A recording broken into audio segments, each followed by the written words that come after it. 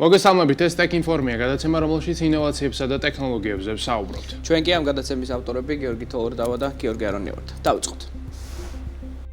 ბარსელონაში გამართულ ტექნოლოგიურ კონფერენციაზე ჩინურმა ტექნოლოგიურმა გიგანტმა Lenovo-მ ახალი თაობის ლეპტოპი წარადგინა, რომელიც არის აღჭურვილი 3 განზომილებიანი ეკრანით. ამ ეკრანით სარგებლობისათვის არ არის საჭირო 3D სათვალის გამოყენება, ანუ შეუერაღებელი თვალით, თუკი მას დავაკვირდებით, ჩვეულებრივად 3D კონტენტს დავინახავთ. ამისათვის გამოყენებული არის ძალზე საინტერესო ტექნოლოგია, თუმცა სანამ მის შესახებ ვისაუბრებთ, აქვე ორი სიტყვა თავად 3 განზომილებიან ტექნოლოგიაზეც უნდა ვთქვათ, რომელიც პოპულარული გახადა ჯეიმს კამერონის ავატარმა, როდესაც ის პირველად გამოჩნდა კინოთეატრებში, შეგვიძლია ვთქვათ, რომ მთელი კინოინდუსტრია თავდაყირა დადგა, მაშინ ადამიანებმა დაინახეს თუ რაოდენ დიდი პოტენციალი ჰქონდა 3D ტექნოლოგიას, თუმცა თავისი მხრივ 3 განზომილებიან კონტენტს აქვს ერთი ძალიან დიდი პრობლემა კინოთეატრებთან მიმართებით, ვინაიდან ამისათვის საჭირო არის, რომ ფილმი იყოს გადაღებული 3D ფორმატში, ასევე ეკრანი იყოს აღჭურვილი 3D ტექნოლოგიით და ადაპტირებულ კონტენტთან ერთად მაყურებლებმა უნდა გაიგეთონ 3D სათვალე, ხოლო 3D სათვალის გამოყენება ხშირად არაკომფორტულია, არასასიამოვნოა და პრობლემატურია მაშინ, როდესაც ადამიანს სჭირდება მაგალითად ოპტიკური სათვალე ან ლინზა. კი, ამიტომაც კინოში როგორც წესი 3D კონტენტს ნაკლებად უყურებენ ხოლმე, რადგან ხარისხიც ფუჭდება და არ არის ეს მოკლედ ოპტიმალური, მაგრამ ზოგადად 3D ტექნოლოგიის განვითარების მიმართულებით უფრო დიდი ნაბიჯები თავის დროზე და უკვე ბოლო წლებში გადადგეს ტექნოლოგიურმა კომპანიებმა, რომლებმაც დაიწყეს VR და XR ტექნოლოგიის უფრო მეტად აქტიურად გამოყენება და მისი კომერციალიზაცია სხვა ტიპის სათვალეების და ჩაფხუტების საშუალებით. თავის დროზე Snapchat-ს ჰქონდა მსგავსი, აგერ Facebook-ი აკეთებს მსგავს რაღაცას Orion-ში და ნუ ცხადია Apple Vision Pro და სხვა ნებისმიერი კომპანია ფაქტობრივად ყველა ამ მიმართულებაზე მუშაობს, მაგრამ ამ ტექნოლოგიას აქვს ძალიან ბევრი პრობლემა, მათ შორის ის, რომ ჩაფხუტი არის მძიმე, თვალებს დგენს, ზოგადად პროცესი არ არის მაინც სასიამოვნო და ის ფორმ-ფაქტორი, რომელიც ახლავს ამ ტექნოლოგიას, ჯერჯერობით არ არის იმ დონეზე დახვეწილი, რომ ის ბუნებრივად ინტეგრირდეს ჩვენს ყოველდღიურ ცხოვრებაში და მანამ სანამ ეს მოხდება, მანამდე დარჩება ეს ტექნოლოგია უბრალოდ ენთუზიასტების საყვარელს სათამაშოდ. აქვე ორივე სიტყვა უნდა ვთქვათ თავად Lenovo-s მიერ შექმნილ ტექნოლოგიაზეც, რომელიც არსებითად განსხვავდება ბაზარზე წარმოდგენილი სხვა ალტერნატივებისაგან, რადგანაც ეს ლეპტოპი არის აღჭურვილი, რა თქმა უნდა, ბრტყელი ჩვეულებრივი ეკრანით, ისეთივე როგორც ჩვეულებრივი ლეპტოპშია, მაგრამ მის ზედა ნაწილში, ანუ მონიტორს ზევით არის განთავსებული რამდენიმე კამერა და სენსორი. ამ კამერებისა და სენსორების მეშვეობით სისტემა აკვირდება თვალების მოძრაობას, ამ შემთხვევაში ორივე თვალზე არის საუბარი ინდივიდუალურად და კონტენტს აწვდის ორივე თვალს ინდივიდუალურ ფორმატში. საბოლოო ჯამში ტვინი ამ ინფორმაციას ერთიანად იღებს და გამოდის, რომ 2 განზომილებიან სივრცეში აისახება 3 განზომილებიანი გამოსახულება. ეს ყველაფერი ცოტა იყოს და მაგიურად და უცნაურად ჟღერს, მაგრამ მე პირადად 3D ეკრანი გამიტესტავს არაერთ ფორმატში, მათ შორის როგორც ლეპტოპის, ასევე ჩვეულებრივი PC-ს და შემიძლია დავადასტურო, რომ 3D ტექნოლოგია ამ მიმართულებით ნამდვილად ძალიან ეფექტიანად და დამაჯერებლად მუშაობს. კი, თან ეს დაახლოებით ისეთივე ფორმატია, როგორც ადამიანის თვალი მუშაობს, რადგან თუ ერთხელ საუბარებთ და მეორეს დავინახავთ, რომ სხვადასხვა სახის ინფორმაციას იღებს ჩვენი თვალები და მოგვიანებით უკვე თავის ტვინი ამას ამუშავებს და გვაძლევს ერთ გამოსახულებას, ასე რომ სათვალესთან შედარებით შეიძლება ეს ტექნოლოგია ბევრად ბუნებრივიც იყოს ადამიანისთვის. მოკლედ ამ ლეპტოპში შეიძლება როგორც ფილმების ყურება, ცხადია, ასევე ვიდეო თამაშების, ანუ ნიშნავს ეს, რომ ეს ტექნოლოგია საკმაოდ განვითარებულია, რადგან ძალიან სწრაფად მოძრავ, მაღალი ხარისხის გრაფიკაზეც ძალიან კარგად მუშაობს, ასევე ცხადია შეიძლება პროფესიული პროგრამების გამოყენება, ArchiCAD და სხვა მსგავსი, რომელთაც იყენებენ დიზაინერები, არქიტექტორები და მსგავსი ტიპის ადამიანები, რათა ციფრცითი აღქმა შეიძლება და მათ შეუძლიათ რომ პირობითად თუ კი სახლის მაკეტს გააკეთებენ, ის არაბრტყელ ორ განზომილებიან სამყაროში დატანილ 3 განზომილებიან სივრცეში ნახონ, არამედ პირდაპირ 3 განზომილებიან სივრცეში, რაც ძალიან კარგი არის და მეტად პროდუქტიულობას შეძენს მათ სამმოვლოდ. პროდუქტიულობასთან ერთად ამ ტექნოლოგიას კიდევ ერთი უპირატესობა აქვს და ის არის, რომ იგი არ იწვევს თავის თვალების და ზოგადად ადამიანის დაღლას, რადგანაც თუ კი XR და VR ჩაფხუტის შემთხვევაში ყველაზე დიდი პრობლემა არის დაღლა, იგივე 3D ეკრანზე ნამდვილად ვერ ვეთქვით. ასევე აქ ისიც უნდა ითქვას, რომ ამ ტიპის, ასე ვთქვათ, მოწყობილობით სარგებლობა რამდენიმე საათის განმავლობაში შეუსვენებლად შეიძლება, ამიტომაც მას შეიძლება ნამდვილად მომავალში გამოუჩნდეს დიდი კომერციული დანიშნულება. ბარსელონაში გამართულ Mobile World კონგრესზე, რომელიც ერთ-ერთი საინტერესო ტექნოლოგიური სფეროს ენთუზიასტების შეკრება არის, ძალიან ბევრმა კომპანიამ წარადგინა ბევრი სიახლე და მათ შორის იყო Samsung-ი, კორეული გიგანტი, ნამდვილი ჭეშმარიტი ტიტანი ტექნოლოგიური ინდუსტრიისა, რომელმაც წარმოადგინა Project Muhani, რაც არის რეალურად ჭკვიანი სათვალე, რომელიც არის Apple Vision Pro-ს კონკურენტი XR სათვალე, მაგრამ საინტერესო ის არის, რომ Samsung-ის შემთხვევაში Samsung-ის და Google-ის ინჟინერები ერთობლივად მუშაობენ ამ პროექტზე, რაც შეიძლება ითქვას, რომ და შეგვიძლია ვარაუდოთ, რომ ალბათ Project Muhani იქნება დაახლოებით იგივე Android-ისთვის, რაც არის Apple-ის ეკოსისტემისთვის, სწორედ Apple Vision Pro. Muhani არის კორეული სიტყვა და ნიშნავს უსასრულობას, რაც გარკვეულწილად პარალელში და სიახლოვეში მოდის თავად XR ტექნოლოგიასთან, რომლის არსი არის უსასრულო და უსაზღვრო შესაძლებლობების მიცემა ადამიანებისთვის, ასე რომ ალბათ ამას სწორედ ამ მიმართულებით განვითარდება კორეული გიგანტი მომავალში. გამომდინარე იქიდან, რომ Google არის აქ ჩართული და Android სისტემა, Google Gemini-ით იქნება აღჭურვილი ეს ჩაფხუტი და მისცემს ყველა იმ შესაძლებლობას ხელოვნური ინტელექტისა ადამიანს, რომელიც ბაზარზე დღეს არის წარმოდგენილი.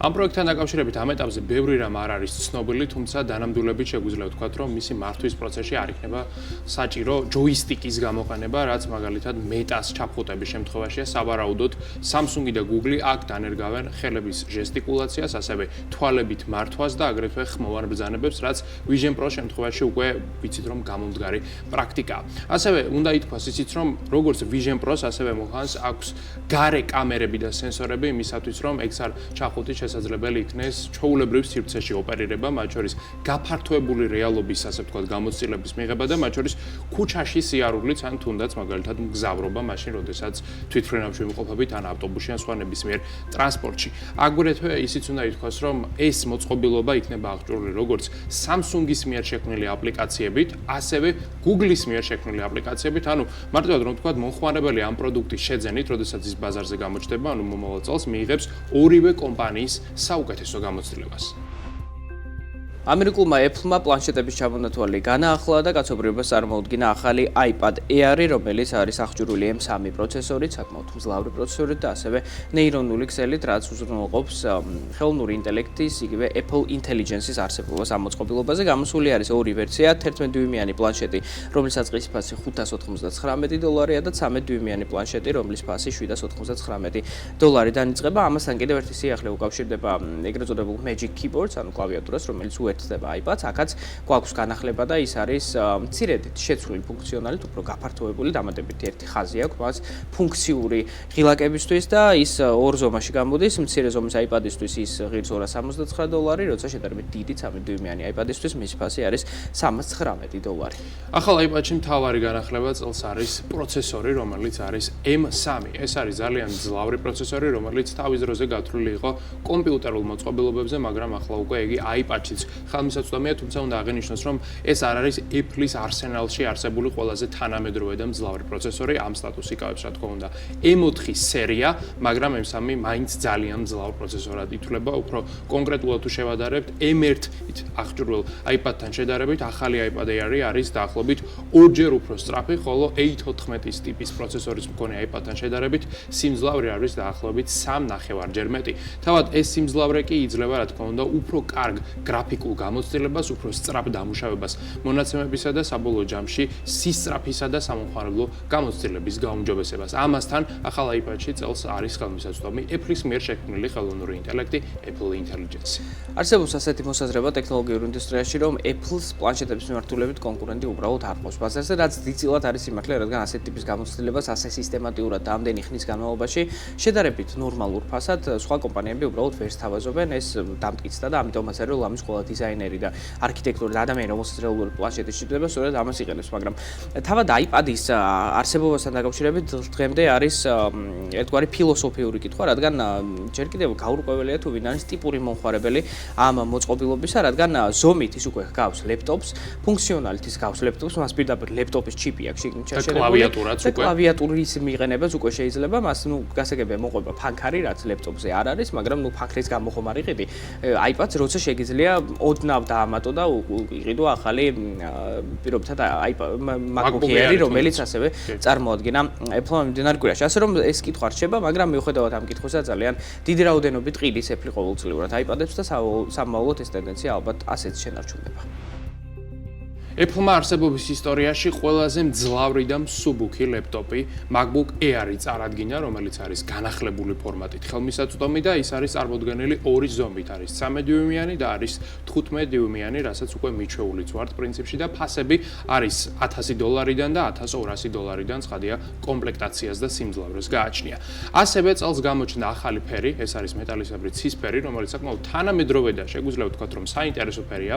Air-ების ასე ვთქვათ, სერიაში მსგავსი საინტერესო ფერი აქამდე ჯერ არ გამოჩენილა, ამიტომაც ის ბევრისათვის გადამწყვეტ ფაქტორადაც კი შეიძლება იქცეს. ასევე ახალ ლეპტოპში ვხედავთ 12 მეგაპიქსელიან წინა კამერას, რომელიც ვიდეო ზარებისათვის იქნება გამოყენებული და ის აქამდე ხელმისაწვდომი იყო მხოლოდ და მხოლოდ MacBook Pro სერიაში, ანუ ამ მიმართულებით შეგვიძლია ვთქვათ, რომ გვაქვს ძალიან დიდი upgrade და განახლება. თუმცა მთავარი upgrade არის მაინც კომპიუტერის შიგნით და ეს არის M4 პროცესორი, რომელიც არის ჯერჯერობით ყველაზე მძლავრი კომპიუტერული პროცესორი, რომელიც Apple-ს აქვს საკუთარი წარმოების, რადგან როგორც ვიცი, რამდენიმე წლის წინ Intel-თან გარიგებაზე უარი თქვა. Apple-მა და საბოლოო ჯამში დაიწყო საკუთარი პროცესორების გამოშვება, რამაც ძალიან კარგი შედეგები მოუტანა თავად კომპანიას. 10 ბირთვიანი CPU-თი და 10 ბირთვიანი GPU-თი არის M4 აღჭურვილი და ის ორჯერ უფრო სწრაფია ვიდრე M1, რომელიც 2020 წელს გამოვიდა და ერთბაშად 23-ჯერ უფრო სწრაფია ვიდრე Intel-ით აღჭურვილი ყველაზე მძლავრი ლეპტოპი, რომელიც M1-მდე ჰქონდა გამოშვებული Apple-ს. ანუ მარტივად რომ ვთქვა, დაახლოებით 6-7-8 წლიან პერსპექტივაში სწორედ 23-ჯერ ასწრაფდა Apple-ის კომპიუტერები სწორედ იმ პროცესორების დამსახურებით, რა პროცესორებით შექმნა თავად ამ კომპანიამ და ცხადია, მას აქვს ასევე ნეირონული ქსელი, რომელიც აძლევს საშუალებას, რომ Apple Intelligence, ანუ Apple-ის ხელოვნური ინტელექტი გაუშვას ლეპტოპში. ეს კი მთავარი ეგრეთ წოდებული selling point-ია, გასაყიდი, რომელსაც უკვე ყველა მოწყობილობაში ხვდებით Apple-ის line-up-ში, მათ შორის უახლეს 16-ში, რომელიც არის ბიუჯეტური iPhone-ი.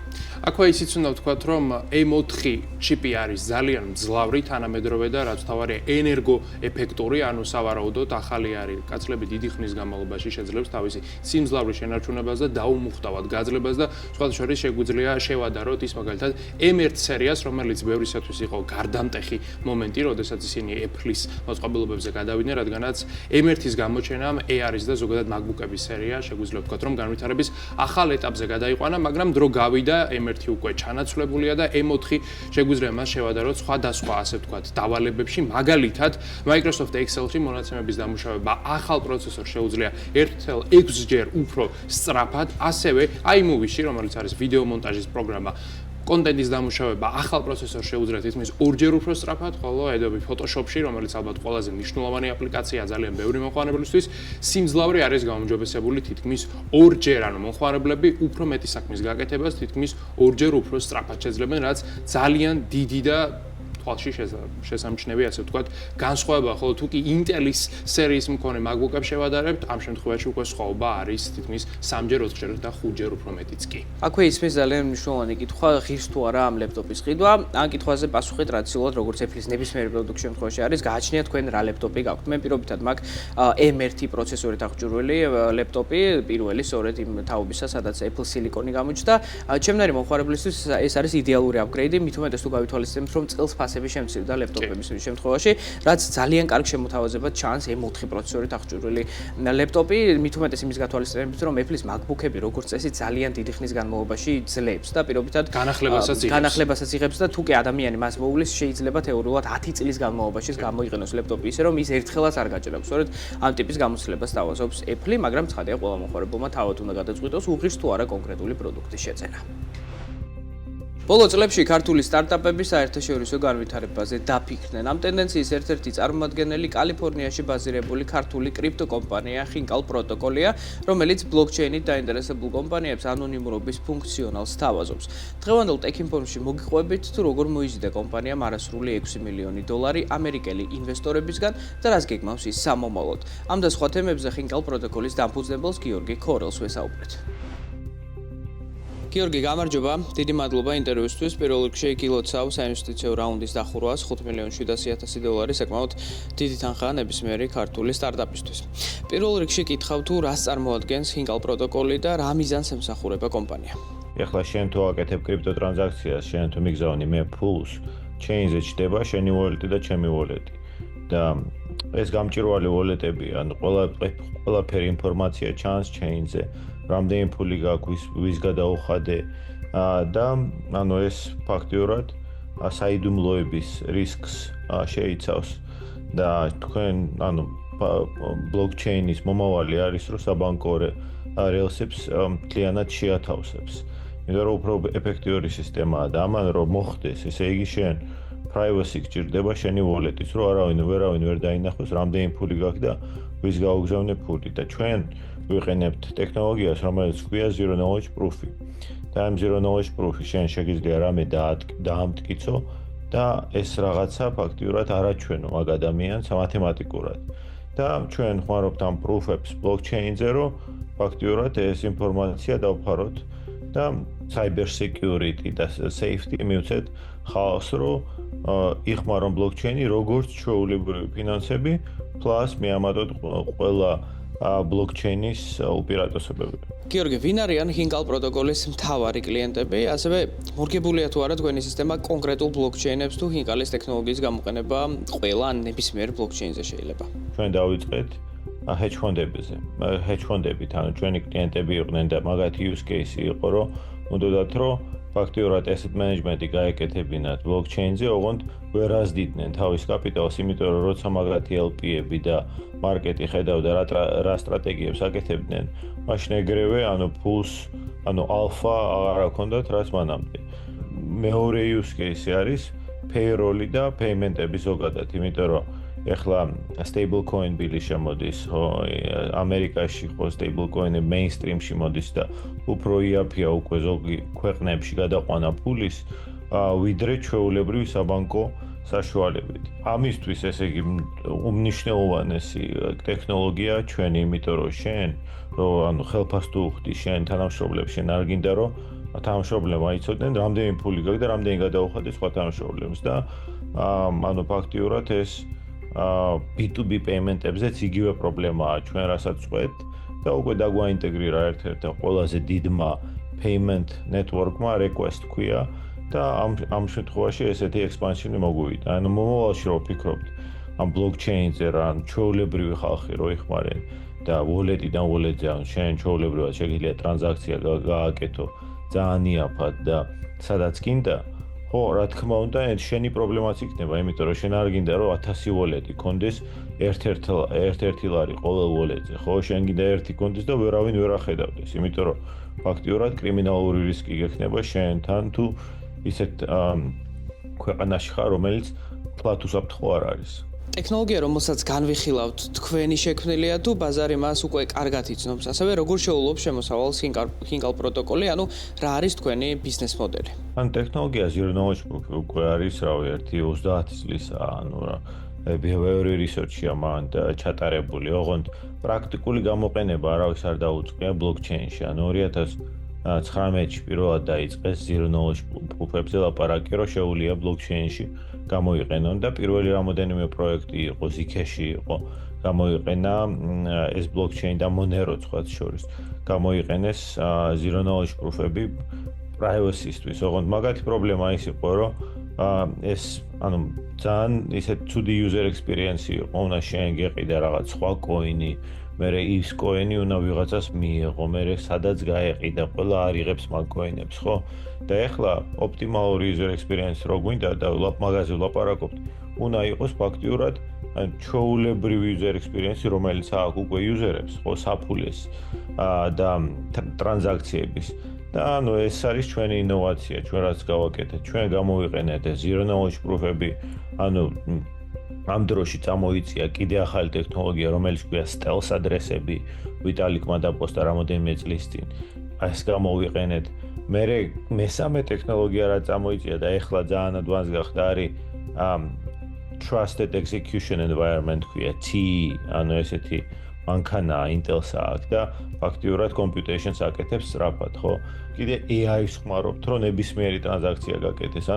სულ ყველა ტექნოლოგია მისე ეხლა მიაღწია იმ state-ს, რომ ჩვენ შეგვიძლია ეფექტიურად ვიხმაროთ. და ჩვენი მონეტიზაცია არის ფაქტიურად charge out ტრანზაქციებში, 3 basis point-ი ეხლა ტრანზაქციის ფასი. და გააჩნია ვინ აკეთებს ტრანზაქციებს, თუ enterprise customer-ი ან institutional არის, მაშინ ესე tier based არის retail-ისთვის 3 ბიფსი. გიორგი, როდის გამოჩნდა ჰინკალ პროტოკოლი ბაზარზე და რა გზა გაიარა კომპანიამ მას შემდეგ, მათ შორის მაგალითად სტენფორდში, რომელიც ერთ-ერთი საუკეთესო უნივერსიტეტი ანტრეპრენიორების და სტარტაპებისთვის და სადაც არის რეალურად ბაზირებული ჰინკალ პროტოკოლი და თქვენც როგორც ვიცი, მანდ ცხოვრობთ. მე 2019-ში წამოვედი აქ ამერიკაში და სტენფორდი დავამთავრე, 2 დეგრი მივიღე, MBA და Masters-ი. და ფაქტიურად ამ სტენფორდის მიზანი იყო სტარტაპი. ხო, ჩემ მანამდე კარიერა მე მოჭიდავე ვიყავი, მე investment bank-ში მუშაობდი და ანუ ერთი მიზანი მქონდა, რომ აი ეს ტექნოლოგიები და ანუ მაღალი ტექნოლოგიები და ტექში ფაქტიურად შემექმნა რამე. და დავიწყე ჯერ web-ში აშენება consumer app-ი ქონდა, შენ იცი მაგას consumer app-ზე. და მე 2021 წელს ფაქტიურად ყველა სტენფორდის სტარტაპი გახდა კრიპტო სტარტაპი და კრიპტო ნაწილი დაამატა, იმიტომ რომ ძალიან დიდი ბუმი იყო მაგ კრიპტოვალუტების. და ჩვენც დავიწყეთ ფაქტიურად მაგის სწავლა, ხო, ჩემი ძმა სწავლობდა ტექნიკურ მატერიალს, მე ვსწავლობდი უფრო ამ ტოკენომიკა, ბიზნეს მოდელი, fundraising-ი. მესამე იდეა იყო ხინკალი, ხო, ანუ პირველი იყო identity-ის მხრივ, მეორე იყო ანუ ფაქტიურად ისიც consumer იყო უფრო like future of work და მესამე იყო ეს privacy, ანუ უკვე ერთი წელი ვიყავით კრიპტოში, თან ფაქტიურად სტენფორდში არის ძალიან ძლიერი zero knowledge proof-ი, ანუ ტექნიკური ხაბი. და ამან ფაქტიურად მოგცა ეს უპირატესობა, რომ ჩვენ გვისწავლა და ეს რესურსი გამოგვეყენებინა და ბერე ფული აგვეწია. რა თანხა მოიზიდეთ ამ დროში ინვესტიციის სახით და ვინ არიან ჰინკალ პროტოკოლის მთავარი ინვესტორები? ჩვენ 5 და 7 მილიონი ავწიეთ, ანუ ჯერ 3 და 5 ავწიეთ FTX-ის crash-ის მერე, ანუ ნოემბერში FTX-ი მოხდა და ჩვენ ავწიეთ ფული თებერვალში 2023 წლის. ეს პირველი ტრანში იყო 3.5 მილიონი, ჩვენი lead ინვესტორი იყო Tim Draper-ი და მე რამოდენიმე კიდე ინვესტორი, John Jarwe და რავი, Aquanao, რამოდენიმე ევროპული, 2 აზიური, საკმაოდ კარგი ინვესტორ ბეიზია და სტენფორდი, თვითონ სტენფორდს აქვს venture fund-ი კრიპტოში, რომელიც აკეთებს ინვესტიციას. და მე როცა ჩვენ კლიენტებთან business development-ი დავიწყეთ, ჩვენი კლიენტები გახდნენ ჩვენი ინვესტორები. ფაქტიურად პირველი like design customer-ი ჩვენი გახდა ერთ-ერთი უდიდესი ინვესტორი და მე კიდე Anthony Scaramucci-ის Salt Fund-ი გახდა ჩვენი ინვესტორი და მაგის value proposition-ი ფაქტიურად ის იყო, რომ შეეძლო რომ ეს network-ი, institutional network-ი ჩვენთან დახმარებაში გაეწია, ანუ და დაეხმარებინა ჩვენთვის, რომ ჩვენ მაგათთვის გავაკეთოთ კარგი პროდუქტი. და შენ თუ ანუ მომავალზე ფიქრობ, რომ ყველა institutions, ხო, ანუ რაც ბანკებია, asset manager-ები, ანუ ეკნებათ crypto arm და კრიპტოს გამოიყენებენ, სულ ყველა სჭირდება privacy. და ჩვენი ტექნოლოგია ფაქტიურად წყვეტავს მაგ პრობლემას. რას ფიქრობთ სამომავლოდ? ჯერ ამერიკის დასავლეთ სანაპიროზე დარჩებით თუ სხვა ქვეყნებში გაფართოვდებით, მაგალითად აზიაში?